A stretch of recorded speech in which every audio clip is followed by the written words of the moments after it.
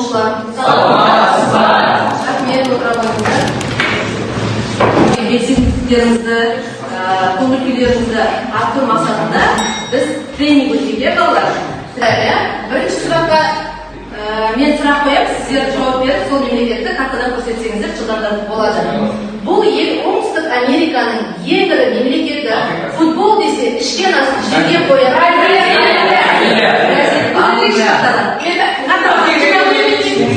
Жылдамдатып қараңыз, сексіз.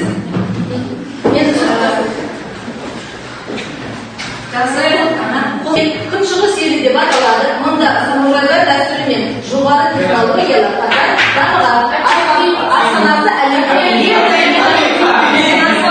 Япония. Қытайдан көрсетеміз қайтадан.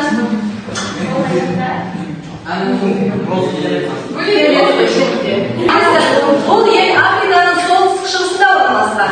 Әлемдегі ең ұзын өзендердің бірі осы елдер арқылы ағады. Көрсетеміз.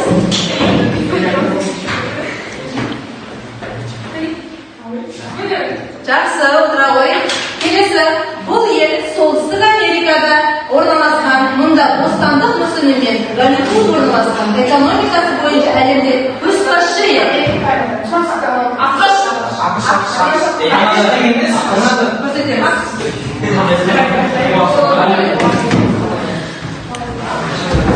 Келесі, бесінші сұрақ. Бұл ел Европаның сән астанасы.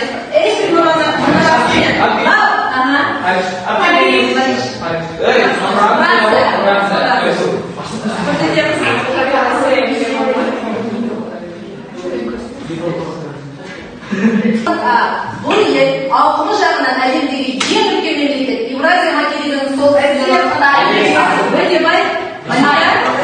Көрсетеміз.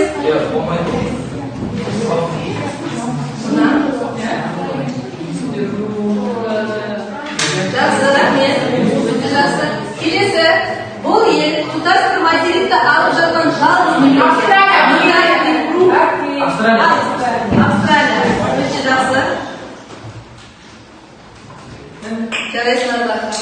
Отыра қой. Келесі, бұл ел Оңтүстік Азиядағы халық саны бойынша әлемдегі бірінші орынға шыққан мемлекет. Ганга өзенімен Тадж-Махал. Индия. Расул.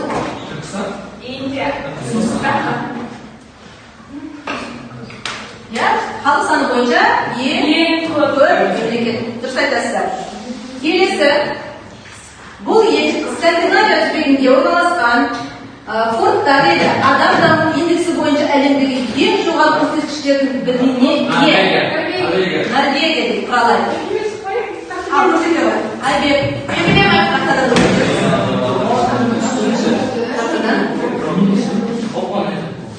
Жақсы, Айбек. Рахмет. Келесі, бұл ел Батыс Европада экономикалық локомотив тарихында Берлин қабырғасының құлауына маңызды болмайды. Германия. Қайсымыз тақтаға шығып көрсете аламыз? Ал, Алихан.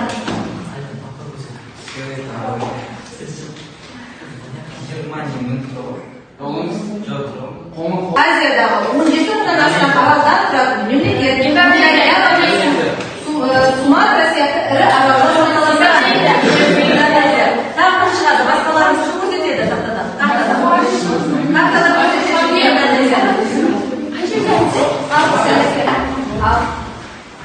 Міне, көрдіңіздер ме? Топ аралдар сіздерге айтып тұр. Келесі, бұл ел солтүстік Американың солтүстігінде, солтүстігіндегі алып ел мемлекеттің сүйікті жапырағы бейнеленген Америка республикасы бар. Ал Айсұлу, Канада. Жақсы, рахмет Айсұлу. Келесі, бұл ел оңтүстігінде орналасқан. Нельсон Мандела осы елді әділетке қарсы күрескен көшбасшы болды. Оңтүстік Африка. Көрсетеміз, Айбек. Бәрін сақталысаңыз балалар. Жақсы, рахмет Айбек. Ал енді тренингті өтіп, біз балалар сабаққа деген қызығушылығымызды арттырып, көңіл күйімізді реттедік деп ойлаймын. Өте тақырыпты естегіземіз.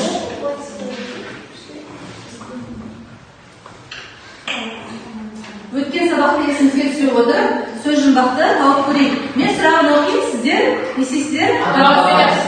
Көлденеңнен, яғни осылайынан орналасу, иә? Келесі тігінен дегеніміз вертикальный болып тұр. Қараймыз. Ауырмай, спортпен шұғылдану. Денсаулық. Так, көлденеңнен денсаулықты жазамыз, иә? Активный жазық.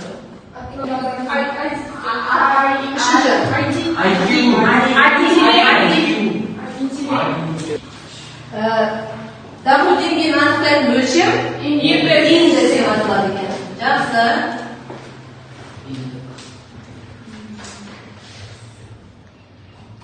Келетін орын мектеп.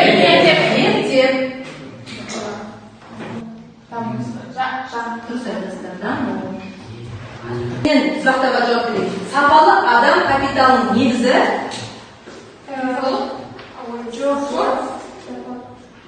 сапалы адам капиталының негізі бірінші ұзақ және бақытты өмір сүру.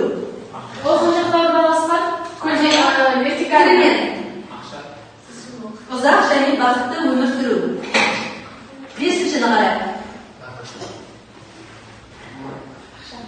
Қарайық балалар, бүгінгі жаңа сабағымыздың тақырыбы қандай болайын деп тұр деп ойлайсыздар?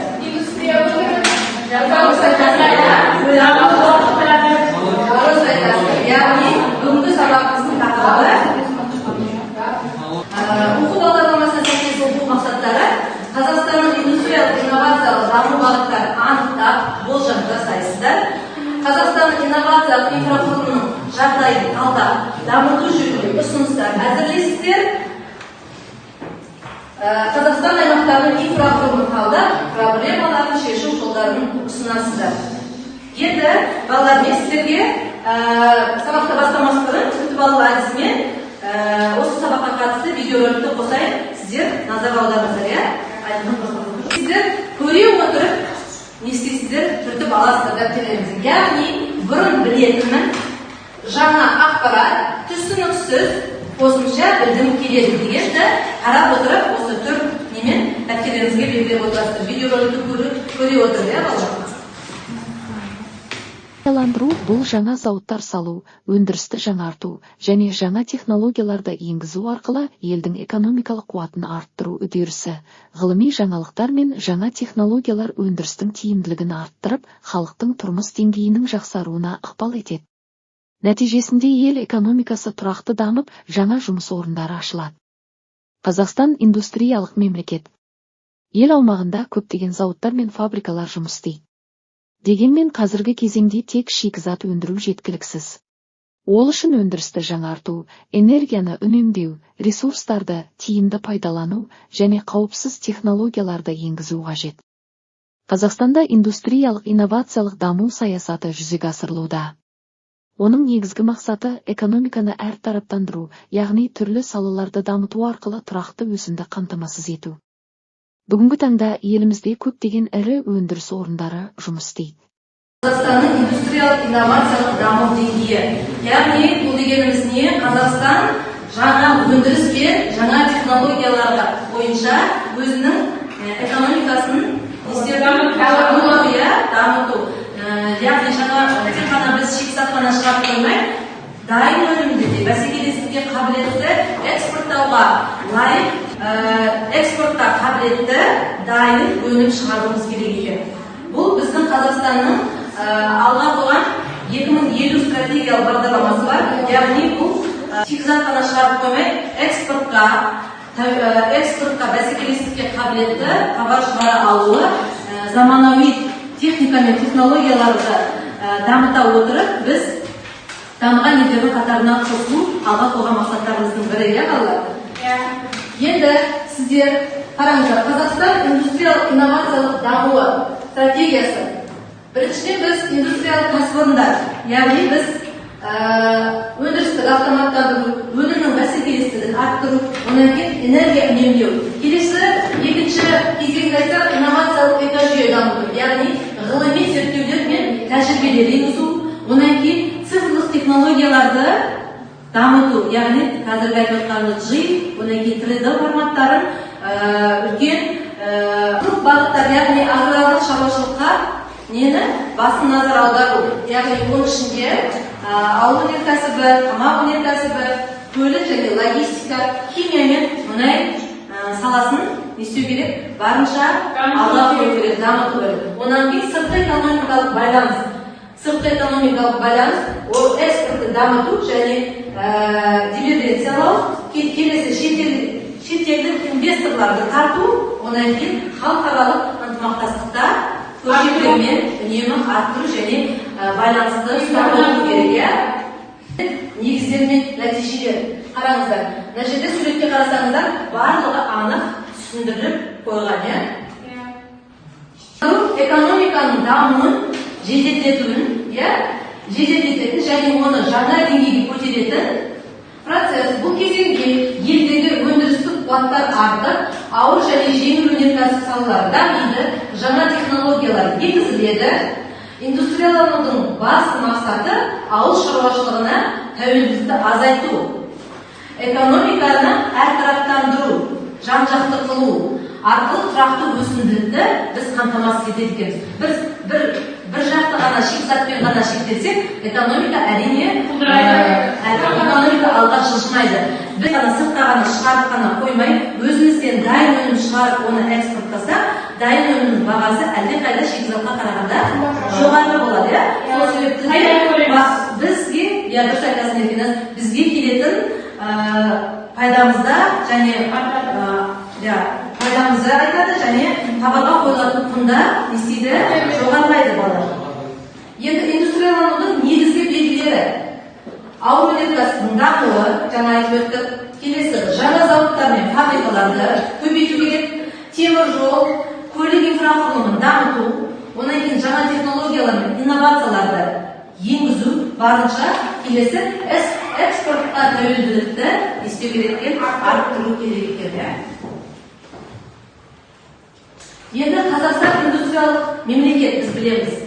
Бірінші аграрлық қоғамның пайда болуы, біз көшпелі халық болды, онан кейін отырықшы халыққа айналып, біз не істедік? Аграрлық қоғамға өттік. Онан кейін аграрлық қоғамнан кейін индустриялық қоғамның пайда болуы, яғни жаңа айтылған завод фабрикаларының көптеп соғылуы, шикізаттың пайдалы қазбаларды шығару, оны сату, келесі постиндустриялық қоғамның пайда болуы, яғни ол жаңа айтылған роботтардың, биотехнологиялардың, экожүйелердің көбеюі.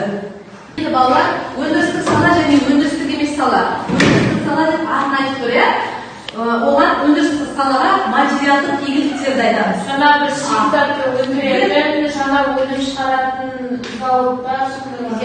Яғни қолға ұстап көзбен көретін заттар. Ал өндірістік емес салаға біз нені айтады екенбіз? Яғни денсаулық сақтау секторлары, банк секторлары, сауда-саттық, бұның бәрі неге жатады екен? Өндірістік емес салаға жатады екен. Дұрыс айтасыздар. Енді балалар, сіздерге топтық тапсырма жүргіземіз. Сіздерге әр топты мен аттарын беріп қойдым, индустриялық, сіздер қандай? Инновациялық, сіздер даму. Енді топпен бірлесе отырып, сіздер жұмыс жасайсыздар.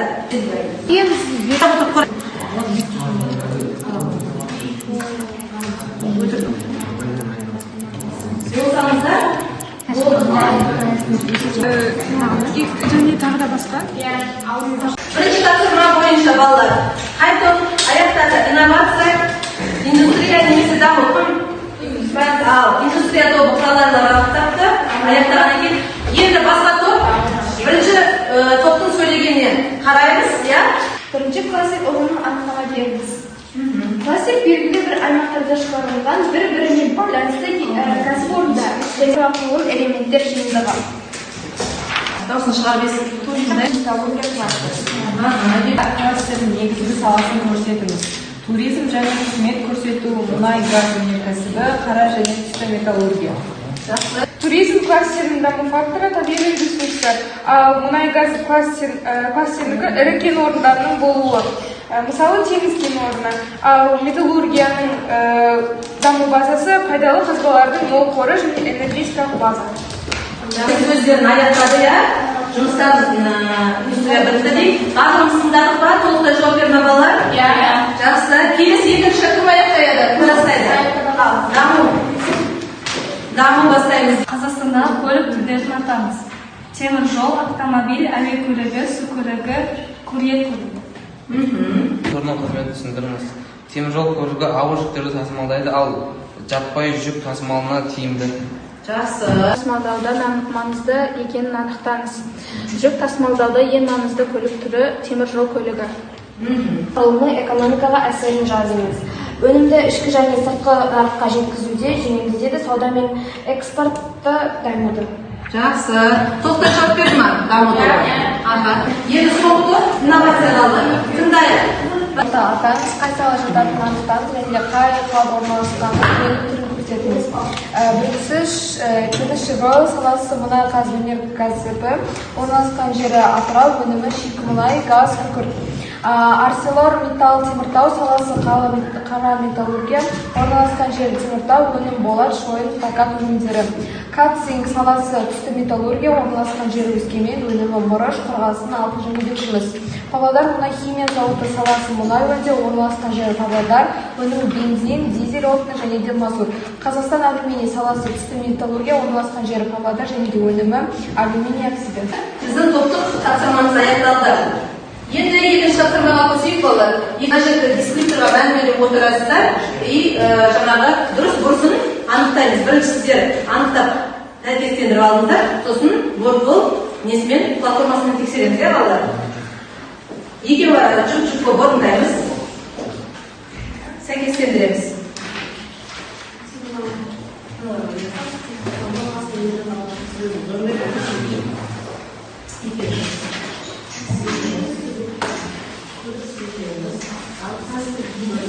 Орындаймыз. Келесі. Және тек сол екеуі орындайсыздар, сіздер екеуі. Терминдер ұғымы жазылған, біз оны анықтамасымен жауап берсеңіздер болады. Орынды шетел шығару экспорт.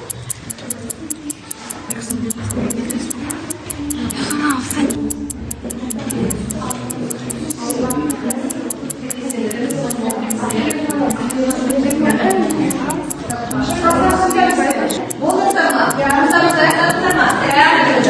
Кім оқып берді? Ал, Назика, сіз кіммен? Расулмен бірге ма? Дамыту жүйесі, инновация жаңа технологиялар енгізу өндірісі, көлік құрылымы, жүк және де жолаушыларды тасымалдау жүйесі, қосымша құн тауарлар бағасы мен шығын айырмасы, экспорт тауарды шетелге шығару, өнеркәсіп өнім өндіретін сала, транзит дегеніміз ел аумағы арқылы жүк тасымалдау, байланыс жүйесі, ақпарат алмасу жүйесі, логистика, жүк тасымалдауды ұйымдастыру. Қолдарыңыздармен сәйкес келіп жатыр ма? Логистика, жүк тасымалдауды ұйымдастыру, көлік инфрақұрылымы, жүк пен жолаушыларды тасымалдау жүйесі, кластер, бір аймақта кәсіпорындардың шоғырлануы, инновация, жаңа технология енгізу үдерісі, өнеркәсіп өнім арқылы жүк тасымалдау, қосымша құн тауардың бағасы мен шығын айырмасы, байланыс жүйесі, ақпарат алмасу жүйесі, экспорттарды шетелге шығару, индустрия өндірісті дамыту үдерісі. Жақсы. Индустрияландыру, өндірісті дамыту үдерісі, инновация ел аумағы арқылы жүк тасымалдау. Кластер бір аймақта кәсіпорындардың шоғырлануы, көлік инфрақұрылымы, жүк тасымалдауды ұйымдастыру. Қосымша құн тауардың бағасы мен шығын айырмасы, экспорт тауарды шетелге шығару, өнеркәсіп өнім өндіретін сала, транзит жүк пен жолаушыларды тасымалдау жүйесі, байланыс жүйесі, ақпарат алмасу жүйесі, логистика, жаңа технология енгізу үдерісі. Индустрияландыру, бір аймақты кәсіпорындар шоғырлану, инновация, жаңа технология енгізу, кластер, жүк пен жолаушы тасымалдау жүйесі, көлік инфрақұрылымы, жүк тасымалдауды ұйымдастыру, қосымша құн тауарды бағасы мен шығын айырмасы, экспорт тауарды шетелге шығару, өнеркәсіп өнім өндіретін сала, транзит ел аумағында арқылы жүк тасымалдау, байланыс жүйесі, ақпарат алмасу жүйесі, логистика, өндіріс дамыту үдерісі. Қолдарыңыздағы жазу парақтарына қарап отырыңыздар. Сәйкестендіріп көрейік. Дұрыс дедім ба, дұрыс емес па? Мына тақтаға кеп, тез соны жазып алып және де келіп, белгілеп шыққан болады. Қолдағы қарағында алып. Біреу ғана ал енді және де сәйкестендіріп.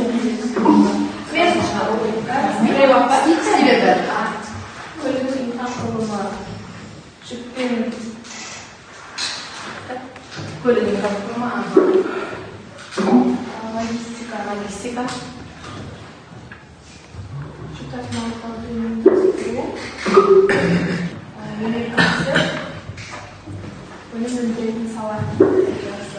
Қолдарымыздағы параққа сәйкестендіріп тексерейік. Өндірісті дамыту.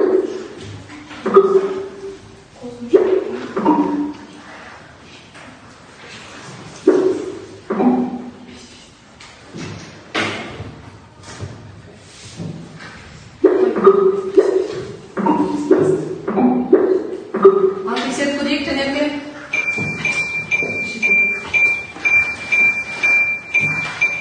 Жақсы, сіздерде де осындай тексеріп біз қазір терминдермен және оның анықтамаларымен, ұғымдарымен таныстық, иә? Екінші тапсырманы түгелдей орындадық. Жаңа атсалысқан, белсене қатысқан оқушылар өздеріңіздегі дискриптор бағалау парақтарын өздеріңізді бағалап отырыңыздар. Сабақ соңында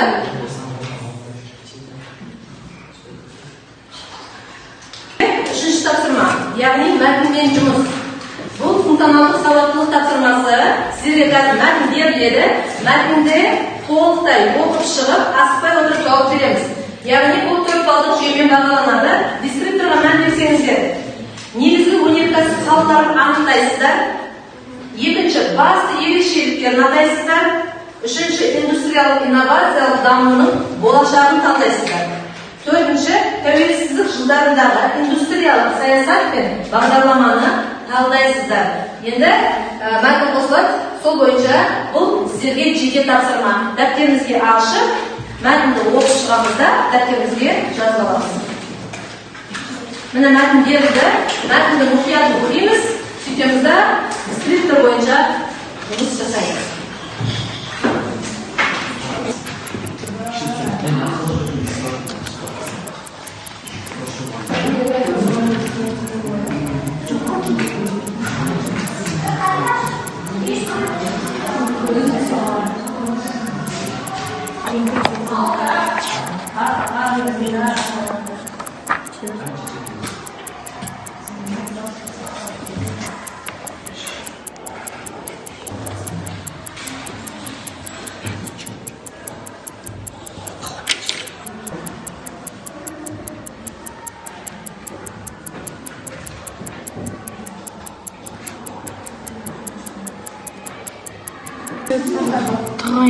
Тобынан Малика болдым дейді. Маликаны тыңдайық бәріміз. Мен дискрипторды қосып қойын сіздерге. Ал Малика. Кеңес одағы кезінде Қазақстанда индустриялық нәтижесінде қандай негізгі өнеркәсіп салалары дамыды? Тау-кен өнеркәсібі, қара және де түсті металлургия, мұнай газ өндірісі, көмір өнеркәсібі және де электроэнергетикасы. Қазақстан тәуелсіздік алғаннан кейінгі индустрияландыру саясатының басты ерекшеліктері қандай? Нарықтық экономикаға көшу, жекешелендіру жүргізу, шетел инвестицияларды тарту және де шағын және де орта бизнесін дамыту, экономикалы әртараптандыру. Қазақстан индустриялық инновациялық дамуының болашағы қандай бағыттарға негізделеді? Жоғары технологиялық дамыту, цифрландыру, ғылыми білімді дамыту, экспортқа бағытталған өндіріс пен жасыл экономика, экологияға зияны аз өндірістер. Жақсы, тобынан Малика оқыды, жақсы, керемет. Тағы кім? Ал Жанерге. Қырағой оқи ғой.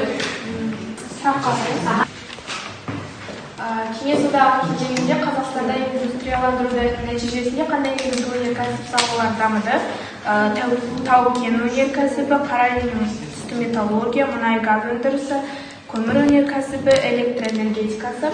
Қазақстанның тәуелсіздік алғаннан кейінгі индустрияландыру саясатының басты ерекшеліктері: нарықтық экономикаға көшу, жекешелендіруді жүргізу, шетел инвестицияларын тарту, шағын және орта бизнесті дамыту. Қазақстанның индустриялық инновациялық дамуының болашағы қандай бағыттарға негізделеді? Жоғарғы техникаларды дамыту, цифрландыру, ғылым мен білімді дамыту, жасыл экономикаға және экспортқа бағытталған өндіріс. Жақсы, Жанерке, рахмет, керемет. Ал енді бізде индустрия тобы. Индустрия тобынан Аружан бар, жақсы Аружан. Аружан тыңдайық бәріміз. Кеңес одағы кезеңінде дамыған негізгі өнеркәсіп салалары: ауыр өнеркәсіп, көмір өндірісі, мұнай өндірісі, түсті металлургия, химия, машина жасау, энергетика. Екінші, тәуелсіздіктен кейінгі индустрияландыру саясатының басты ерекшеліктері: экономиканы әртараптандыру, инвестиция тарту, нарықтық экономикаға бейімделу.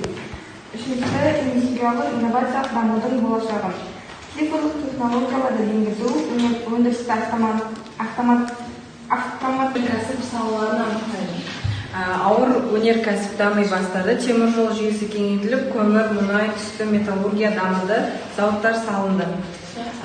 Қазақстанның тәуелсіздік алғаннан кейінгі индустрияландыру саясатының басты ерекшеліктері қандай? Ерекшеліктері: Қазақстан индустриясы жаңа деңгейге көтерілді, экономиканы әртараптандыру болды. Қазақстанның индустриялық инновациялық дамуының болашағы қандай бағыттарға негізделді?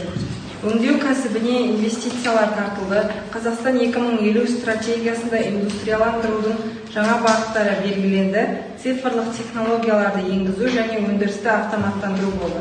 Жақсы, жарайсың. Тағы да сіздердің оқып дегендеріңіз бар ма? Индустрия тобы. Келесі дамудан бізде Айсұлу дайынмын дейді, Аида дайынмын дейді, Сағынай.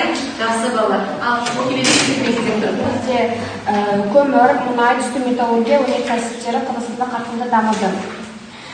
Басты ерекшеліктері: нарықтық экономикаға бейімделу, экономиканы әртараптандыру, шетелдік инвестиция тарту және үшінші сұрақ: индустриялық инновациялық дамудың болашағын қалайды. Цифрлық технология енгізу, өндіріспен автоматтандыру, IT саласын дамыту, жасыл экономикаға көшу. Қазақстанда тәуелсіздік жылдарындағы индустриялық саясат пен бағдарламаларды талдау. Қазақстан тәуелсіздік алғаннан кейін индустриялық саясат жаңадан қалыптасты. Негізгі мақсаты экономиканы шикізатқа тәуелділіктен арылту. 2010 жылы индустриялық инновациялық даму бағдарламасы қабылданды.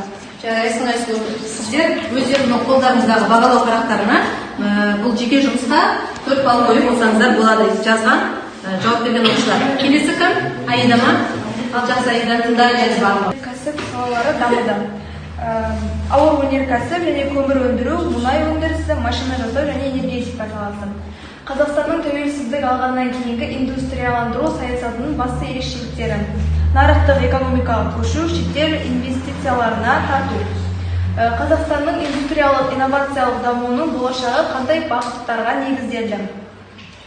Жасыл экономикаға көшу, экспортты арттыру және өндірісті автоматтандыру. Жақсы, Аида, жарайсың. Өзіңізді бағалау. Жылдағы кезіндегі Қазақстанда индустрияландыру нәтижесінде қандай негізгі өнеркәсіп салалары дамыды? Ауыр өнеркәсіп, көмір өндірісі, мұнай өндірісі, машина жасау. Қазақстанның тәуелсіздік алғаннан кейінгі индустрияландыру саясатының басты ерекшеліктері қандай? Экономика әртараптандыру, бір ғана салаға тәуелді болмау, нарықтық экономикаға көшу, шетел инвестицияларын тарту. Қазақстанның индустриялық инновациялық дамуының болашағы қандай бағыттарға негізделді? Цифрлық технологияларды енгізу, өнеркәсіптік автоматтандыру, жасыл экономикаға көшу. Балалар, біз бүгін Қазақстанның индустриялық инновациялық дамуы сіздерге түсінікті болды. Сол бойынша бекіту сұрақтарына назар аударсаңыздар болады, балалар?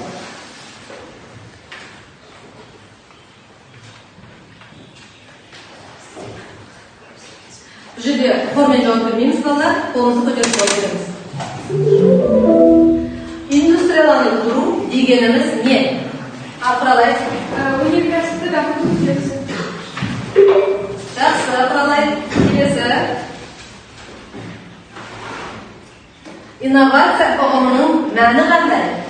Ал Жанерке. Жаңа технология енгізу. Жаңа технология енгізу. Жарайсың. Кластер дегеніміз не? Ал, Азат. Бір аймақта кәсіпорындардың шоғырлануы. Бір аймақта кәсіпорындар шоғырлануы. Жарайсың, Азат.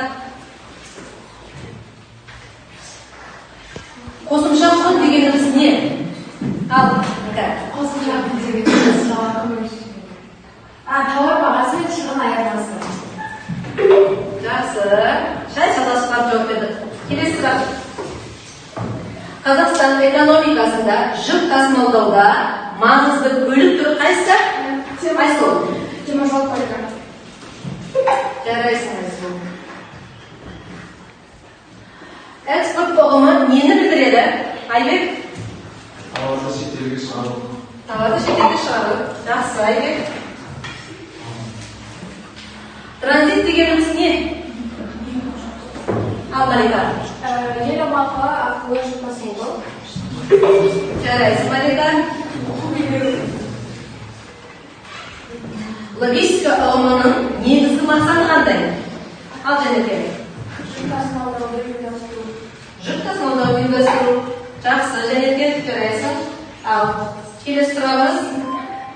Қазақстанда су көлігі негізінен қай жақта дамыған? Ал, Аружан. Батыс Қазақстан. Дұрыс айтасыз. Каспий теңізі, иә? Ал, соңғы сұрақ. Байланыс жүйесінің негізгі қызметі қандай? Ал, Ержан. Ақпарат алмасу. Жарайсың, Ержан. Жақсы.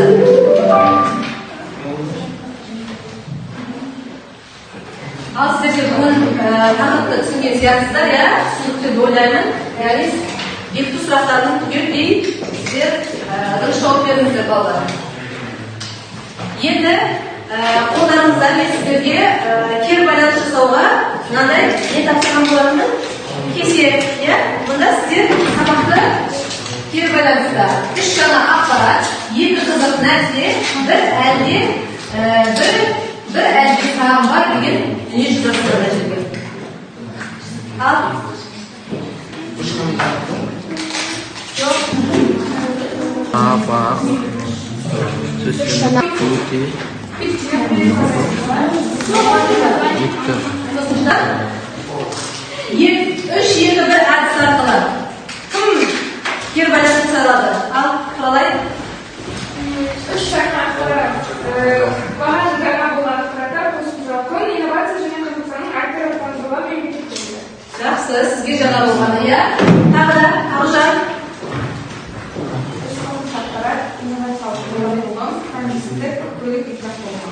Жақсы, сізге жаңа болған. Тағы да, кері байланысқа кім шығарады? Ал, Жәнерке. Бірінші үш жаңа ақпарат. Логистика, Батыс Қазақстанның тасымалдау дамығаны туралы инновациялығы. Екі қызық нәрсе Қазақстанның индустриясы, Қазақстанның басты өнеркәсібі. Бір сұрағым бар, экспорт туралы толығырақ білдіреді. Жақсы, экспорт туралы тағы да толығырақ мәлімет бергісі келеді екен Жәнерке. Сіздерден дамытуға жасаймайды, кім Расулма айта қойасың? Мен бүгінгі сабақта маған қызықты болғаны Қазақстан Республикасы индустрияландыру туралы көбірек мәліметтер берді. Маған сабақ өте ұнады. Жақсы, Расул. Сіздер қандай? Айсұлу айтам дейді, кері байланыс береді дейді. Маған бүгінгі сабақта қызықты болған үш ақпарат, транзиция ұғымы, экспорт туралы қосымша құн, ал екі қызықты нәрсе инновация және білім беру. Менің сұрағым Қазақстанның технологиялық трансформациясы. Жақсы. Сабағымызды қорытындылай келетін болсақ, индустриялық инновациялық даму бұл еліміздің экономикасының дамуының несі екен, негізі екен. Қазақстан болашақта технологиясы мықты дамыған елдердің қатарына қосылады деген сеніммен айта аламыз. Енді бүгін балалар сабағымызды аяқтайтын болсақ, бағалайық. Сіздерде инновация тобында кері байланыс бағаласаңыздар өздеріңізді Малика, сіз бүгін өзіңізді қаншаға бағалайсыз? 10-9 балла. Жақсы, мен келісемін сізбен. Тағы да кім қанша балл өзін бағалайды? Айсұлу? Мен сізбен келісемін Айсұлтан. Тағы да кім өзін жақсы бағалайды екен? Тәрбие 10 балалым дейді. Жақсы, сіз топтық жұмысқа да шұқтыққа нәтижеге де жақсы жауап бердіңіз. Жақсы, сіздер толықтай бүгін 10 балалымыз деп келісемін. Тағы да Аружан. Жақсы, сіз толықтай келісеміз сізбен. Тағы да Малика, тағы да сіз бүгін топта жауап бердіңіз, 2 балыңызды алдыңыз. Одан кейін жұптық жұмыста да жауап беріңіз, бірақ жеке жұмыста жауап беріңіз, иә? Топтықты оқымадыңыз, иә? Ал жұптықты оны да оқыңыз. Бірақ толықтай оқылмай қалған сияқты, сондықтан мен сізде 8 балмен бүгін бағалаймын. Басқаларымыз белсендірек қатысамыз сабаққа. Сабақ сіздерге түсінікті болды деген ойдамын. Бүгінгі тапсырма сіздерге үйге осы болашақ Қазақстан тақырыбына бір кішігірім эссе жазып берсеңіздер, өздеріңізді көз алдарыңызға болашақта Қазақстан қандай деңгейде көз алдарыңызға елестететін едіңіздер. Техникасы, технологиясы дамыған жағынан қандай техника мен технологиялар ойлап табар едіңіздер. Сіздер біздің Қазақстанның болашағысыздар. Мысалы, кеше ғана балалар жаңалықта айтып жатыр. Біз жаңағы қалдықтарды сұрыптауда, иә? Біздің мектебімізде қалдықтарды сұрыптау ящигі бар.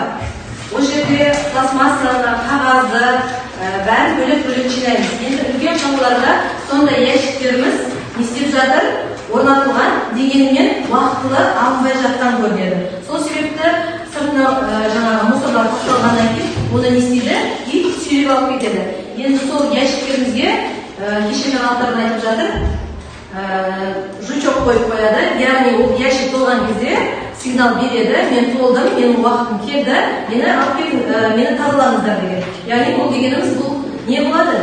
Біздің Қазақстанның экологиясына пайда, тазалыққа және бұл индустрияның тоже бір жаңаша бір даму деп ойлаймын, балалар, иә? Сол сияқты сол бойынша болашақ Қазақстан атты тақырыпқа жақсылап эссе жазып келеміз. Мен сіздердің ойларыңызды келесі сабақта тыңдаймын. Назарларыңызға рахмет, сау болыңыздар.